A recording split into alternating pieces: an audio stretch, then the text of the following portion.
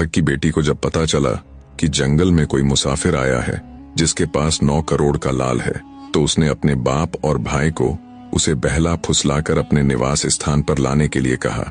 ठग और उसका बेटा जंगल में जाकर मुसाफिर यानी झूठे व्यक्ति को अपनी चिकनी चुपड़ी बातों में फंसा लेते हैं। उनकी बात में आकर झूठा उनके साथ उनके निवास स्थल की ओर चल पड़ता है। घर पहुंचकर ठग परिवार ने उसकी बड़ी अच्छी खातिरदारी की और उसे अच्छे से भोजन आदि करवाया। भोजन उपरांत ठग की बेटी उससे बोली, महाशय जी, आपके सोने का इंतजाम मैंने ऊपर वाले कमरे में कर दिया है, अतः निश्चिंत हो, आप वहां आराम कीजिए। झूठा व्यक्ति ठग परिवार से बड़ा प्रभावित हुआ। सोचा, आज के समय में कौन किसी अनजान के लिए इतना करता है। जब वो ऊपर बने कमरे में गया तो देखा खाट के ऊपर बिल्कुल साफ सुथरी चद्दर बिछी हुई है। थका हारा झूठा तुरंत खाट की तरफ गया और जैसे ही बैठने को हुआ तभी उसे उस सज्जन राहगीर की दूसरी बात याद आ गई कि झाड़ बिछा के सोइए खाट। झूठे ने सोचा, इतनी साफ सुथरी चद्दर बिछी हुई है, क्यों झाड़ना इसे, इसमें भला क्या दिक्कत हो सकती है।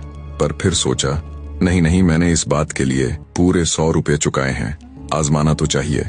इसी सोच के साथ आगे बढ़कर जैसे ही उसने खाट के ऊपर बिछी उस चद्दर को तेजी से झड़काया तो उसकी आंखें फटी की फटी रह गईं। दरअसल वो चादर एक कच्चे सूत के ऊपर बिछाई गई थी जिसके नीचे दहकते लाल अंगारों से भरा हुआ एक कुआं था। ये सब देख झूठे के पैरों नीचे से जमीन खिसक गई। वो माथा पकड़कर वहीं एक कोने में बैठ गया। उसके दिल की धड़कन तेजी के साथ धड़क रही थी। उसने पहली बार मृत्यु को इतने करीब से देखा था। सोचा, साले सब के सब ढोंगी है, इतनी आव भगत, इतना मान सम्मान, सब झूठा था। जिन लोगों को वो धर्मात्मा समझ बैठा था वो तो उस कसाई के समान निकले जो बकरे को हलाल करने से पहले उसे अच्छे से पेट भर चारा खिलाता है। भला हो उस सज्जन राहगीर का जिसकी दूसरी बात भी काम आ गई, वरना आज जान से हाथ धोना पड़ता। कुछ देर बाद ठग की बेटी ये सोचते हुए ऊपर आई कि अब तक तो पथिक का काम तमाम हो चुका होगा, पर वो जैसे ही कमरे के अंदर आई तो कोने में माथा पकड़कर बैठे पथिक को बिल्कुल सही सलामत देख उसके पैरों नीचे से जमीन खिसक गई।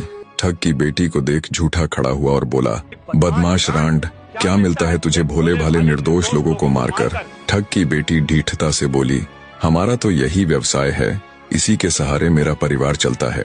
झूठा बोला, इस तरह भोले भाले लोगों की हत्या करके तुम अपना परिवार तो चलाती हो, पर यह मत भूल जाना धूर्त स्त्री कि एक दिन तुम्हें भी उस ऊपर वाले की अदालत में जाना है जहाँ तेरे सभी कर्मों का हिसाब होगा। झूठे की बात सुन ठग की बेटी बोली, जो कष्ट जो सजा मेरे परिवार को मिलेगी मैं भी उसे सह लूंगी। झूठा यानी चंद्र हंसता हुआ बोला, अरे डायन स्त्री,